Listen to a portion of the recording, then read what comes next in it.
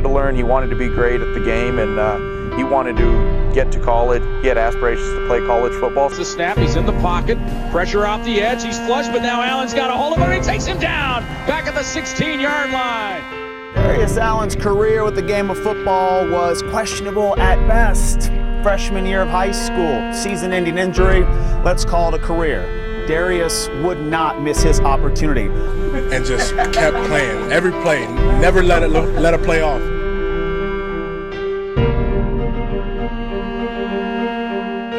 What's up, guys? It's EnjoyTheGrind, and today I get the pleasure to speak with somebody that I looked up to when I was at Mines. Obviously, I feel like I've been put in this situation out of the CFL and released, and I feel like there's something bigger happening here. I feel like I'm supposed to be here, and that's what Enjoy the Grind is all about.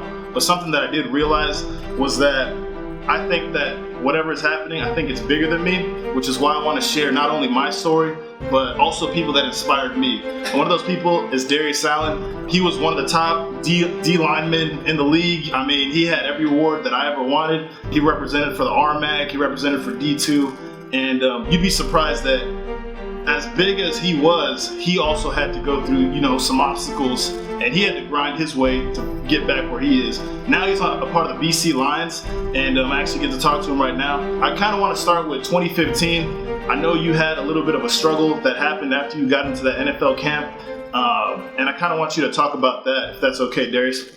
Yeah, that's cool. I played ball since I was 4 years old. I came in playing with the 6 and 8 year olds when I was 4, so I mean, it's been something I've always loved. And when I got to Colorado, the journey there was, it was tough in itself. So, I got to Colorado, got on with CSU Pueblo, and had some great years there, like you said. And when I left, I went out on kind of a high. We won a national championship. It felt great, man. And I had won the Cliff Harris Gene Upshaw Award, and it just felt amazing.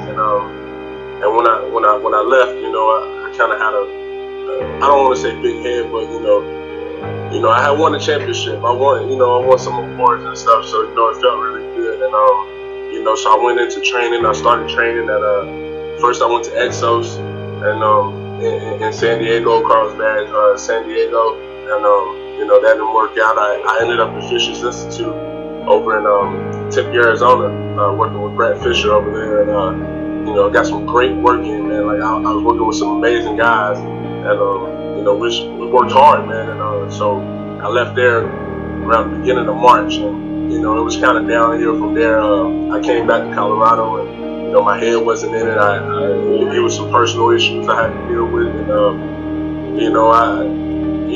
I got into the NFL camp with Baltimore Ravens, and I didn't feel like myself. I had gotten sick that week, there's really no excuses, but I went to the camp, and they ended up cutting me after about 4 days, and I went home and I had to think about who I was, as a person and as a player, and I got a lot of family back home that I felt like I let down, but at the same time, they're telling me, it's not really about them, it's about me and my life and what I was doing with my choices. So, I went home and reevaluated a lot of things, and thought about what I should do next, and I sit for some months and months just training, just working hard, and no opportunity really arose. I had a tryout with Seattle Seahawks, in like August, and they already had their preseason roster put together and everything like that. So nothing really came about. BC Lions, they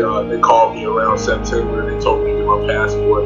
It took me a little time to get my passport, so they ended up wanting me to wait until February 2016 just to, sign me to a contract and let me play this year. So, you fast forward all that time, man, and it's a lot of heartache in that time, and it's a lot of just,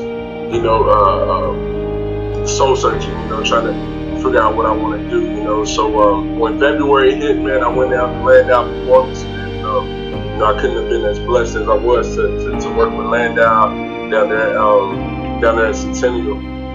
The guy brought me in, man. I didn't have anything, and I went up to him. I asked him, could he get me better, and I really had to get my head into it because he's a serious guy, and he's very serious about what he does, with his program and everything, with his athletes.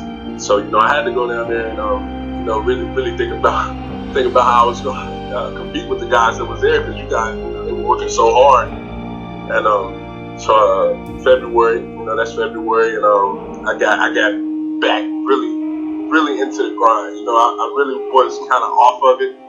I'd say around December, January, I didn't really know where I was going to end up. I didn't know if I was going to be in the CFL with the BC Lions. What allowed you to keep fighting for something that you didn't even know where you were going to be next? I mean, to be honest, man, like, I was in a point in my life, where I didn't have too much to, I wanted so much and I had so little. And, I got to thinking to myself, I was by myself up in Denver, Colorado. I left Pueblo, Colorado, because I felt like I wasn't really giving myself the opportunity being in the city where I went to school at. Things were kind of given to me there in a sense.